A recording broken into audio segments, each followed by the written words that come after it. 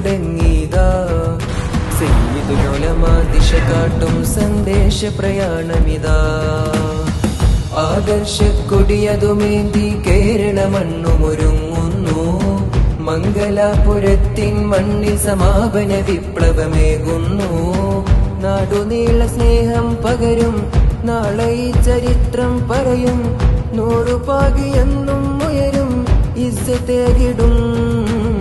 വ്യതകളിൽ ഉലഞ്ഞിടാതെ തഖ്വയാലി ഗമനം തുടരും.